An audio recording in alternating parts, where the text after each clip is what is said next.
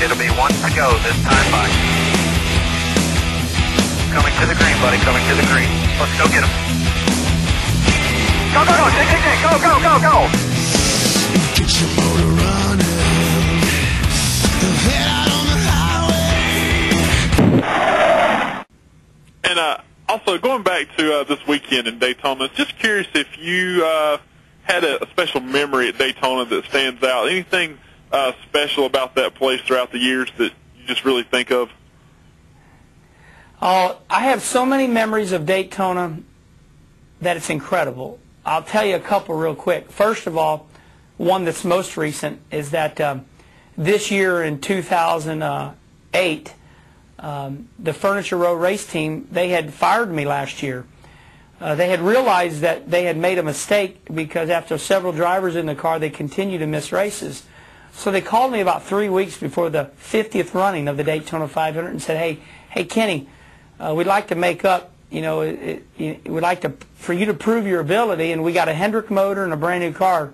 Would you run a second car and try to make the 50th running of the Daytona 500?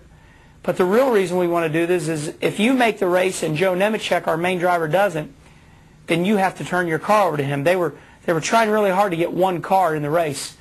Well, Joe qualified third, and he was locked in. I qualified 27th, and the moral of the story is with about 10 laps to go in the 50th running of the Twin 150 this year in 2008, I was thinking about taking the lead from Dale Earnhardt Jr., and I had to apply the brake and tuck into 5th place with only 10 to go, and eventually finished 8th. So that was a highlight of my career against all odds after being let go, and I was able to redeem myself. That's the most recent. But I think my favorite story goes all the way back to 1989. Dale Earnhardt had become a friend of mine through my brother Rusty's and his relationship. And I'd come down here in 1989, my very first time ever to Daytona. And I set quick time. I was on the pole, 192 mile an hour, a little over that. And they dropped the green flag in the race at that time in 1989. And my brother Rusty and Dale Jarrett were fighting for the lead on the last lap. I had led the first 35 laps of the race, and I had lost a cylinder, which at the time meant I was only on 5 cylinders because it was a V6. And I was running about, 10th or 11th, and my car was fast, but I was wounded. And coming to the white flag, I seen Dale Jarrett make a move on my brother Rusty. My brother Rusty ran him into the wall, and both of them didn't win. Darrell Waltrip went on to win. When NASCAR was so mad at my brother Rusty for wrecking Dale Jarrett, my brother Rusty was trying to protect the win, so my brother was blocking Dale Jarrett. After the race, I got out of the car, and Dale Earnhardt came running after me, the driver of the number 3 GM Goodwrench Chevrolet at the time. And I'm like, oh my gosh, I was overwhelmed because I'd sat on the pole in my first time at Daytona, and I thought Dale was going to congratulate me. Dale put his arm around me. He says, look, you're probably going to have to drive Rusty's number 27 Kodiak car tomorrow in the Daytona 500. I'm like, what are you talking about, Dale? He says, NASCAR's so mad at your brother Rusty, they're not going to let him run in the Daytona 500. They're going to suspend him a race. Oh my gosh, I about buckled at my knees. I got all flushed, and I'm like, I didn't think I was ready.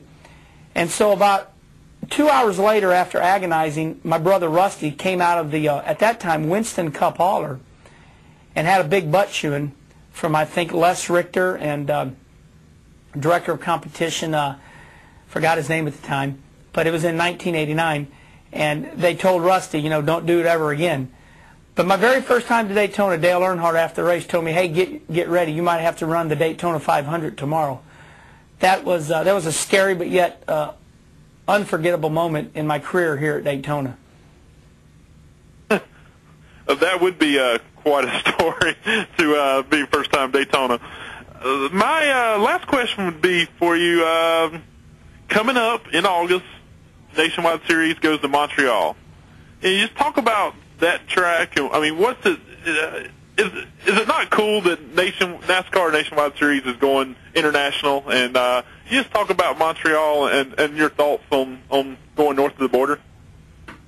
I feel a little guilty that I didn't run the very first race at Montreal. It was Mike Helton in NASCAR that put me on their jet and took me up to Montreal. I was the only nationwide driver to announce it. And I was running Cup at the time. And, of course, we were at Pocono, and I couldn't run the race last year. So from that fact, I'm real excited to get to Montreal and race. I hear such great things. You know, the city is beautiful. Of course, the water by the racetrack. I definitely am going to have to get all the information I can and get a video of the racetrack. I've had all my friends tell me that the track is very hard on braking, and I watched it from my motorhome from Pocono last year. But as far as the international flavor, I'm real excited to be part of it. I went to the very first race at Mexico City to finish 7th. And what's odd about that is that I also ran 2 out of the 3 races in Japan. I didn't go to Japan for the first race. My brother Rusty won that race. But the second time I went to Suzuka Circuit in Japan, the third time I went to Japan, I went to Motegi. So the very first time in Japan, I finished 7th at Suzuka Circuit on the road course. Then the very next time I go out of the country was in Mexico City on a road course. I finished 7th. So I'm hoping to get another top 10 when I go to Montreal here in August. Well, again, Kenny, I appreciate you helping me out, answering these questions, and I appreciate you being willing to come on today. Well, thanks a lot. I appreciate it. Once again, that is *1 to ask a question.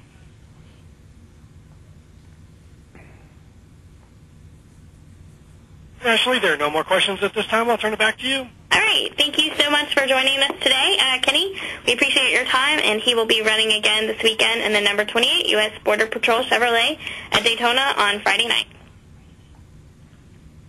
Thank you. Thanks. That does conclude our conference for today. We thank you for your participation and have a wonderful day.